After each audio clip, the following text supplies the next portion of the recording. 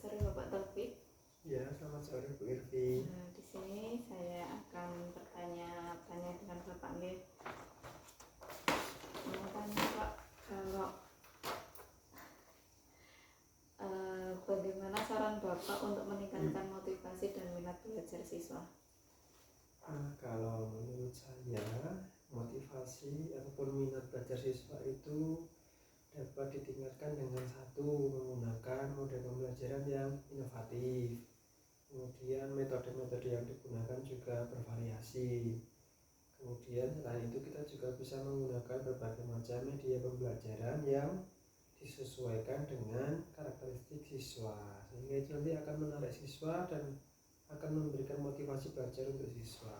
Nah, kalau itu tadi ada model dan lain sebagainya, media apa Pak yang cocok kira-kira dalam pembelajaran IPA materi gangguan organ peredaran darah? Organ peredaran darah ya, itu kalau pengalaman saya dulu itu saya membuat semacam video itu menggunakan PowerPoint, nanti isinya itu tentang macam-macam gangguan organ peredaran darah ya. Nah seperti itu, jadi dalam videonya itu nanti isinya tentang pengetahuan-pengetahuan itu tadi, bisa menggunakan PPT yang divideokan seperti itu.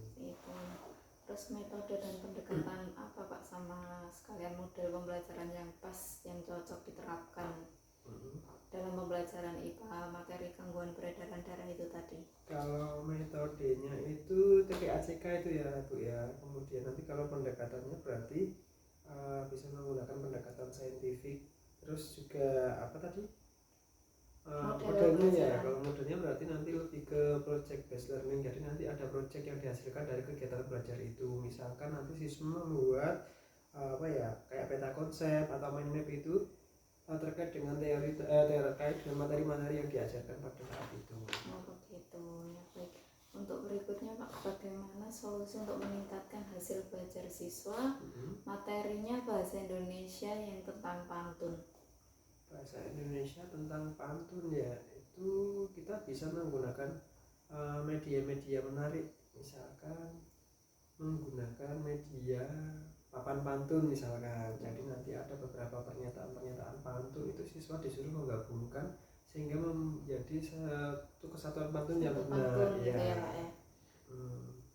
Gitu. Terus metode terus model pembelajaran yang tepat dalam pembelajaran bahasa Indonesia ini. Kalau untuk metodenya mungkin sesuai pengalaman Bapak, sama dengan yang tadi, mungkin nanti ada metode tanya jawab, diskusi. Kemudian kalau modelnya bisa sama tadi juga project based learning juga, jadi nanti ada hasil dari kegiatan itu, misalkan siswa membuat pantun seperti itu. Kalau model problem based learning misalnya nanti siswa diberikan pantun, menganalisis ciri-ciri pantun, itu bisa tidak ya Pak? Nah itu juga bisa itu gitu. Bisa. Oh baik. Untuk berikutnya Pak, bagaimana solusi meningkatkan tadi sama hasil belajar, tapi ini materinya matematika tentang jarak, kecepatan, dan waktu. Oh ya, kalau untuk matematika biasanya kita lebih enaknya itu dikaitkan dengan kehidupan sehari-hari. Jadi nanti bisa saja materi jarak, kecepatan waktu kan bisa banget itu dikaitkan dengan kehidupan sehari-hari. Jadi pembelajarannya lebih bermakna seperti itu. Gitu. Terus model pembelajaran sama ya Pak pertanyaannya yang kita tadi kan dikaitkan sehari-hari, yang pas itu apa metodenya, pendekatan? Kalau matematika berarti lebih banyak ke yang problem tadi ya, problem based learning. Jadi nanti dikaitkan dengan masalah-masalah sehari-hari itu. Itu. Terus kalau medianya yang pas ini Pak? Kalau medianya, kalau menurut saya kita buat kayak papan itu jarak, kecepatan, waktu. Nah nanti di dalam papan itu diberikan kayak pertanyaan-pertanyaan, tapi dikemas dalam bentuk kartu atau lintingan seperti itu. Jadi nanti siswa mengambil kemudian menyelesaikan permasalahan yang ada dalam pernyataan tersebut. Nah itu nanti pertanyaan-pertanyaannya ya tentang itu, jarak, kecepatan, dan waktu. Berarti kayak kuis gitu ya Pak ya. Pembelajarannya bisa berbasis kayak permainan gitu ya Pak. Bisa menggunakan metode permainan juga dalam pembelajaran matematika tersebut. Oh iya, bisa. Terus berikutnya Pak, media pembelajaran apa yang sesuai untuk pembelajaran materi PPKN berkaitan dengan hak, kewajiban, tanggung jawab sebagai warga negara ini Pak?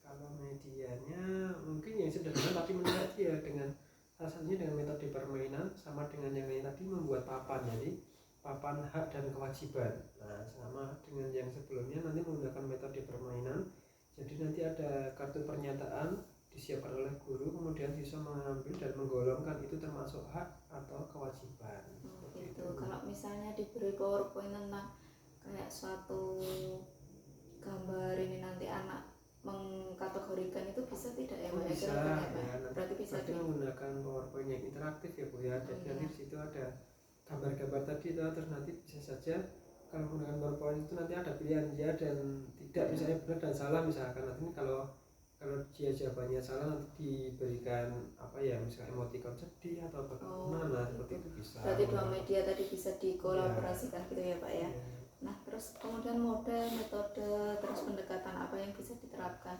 tadi di materi PPKN hak Kalau kewajiban? PPKN problem based learning bisa ya Bu ya, sepertinya ya. Oh iya bisa.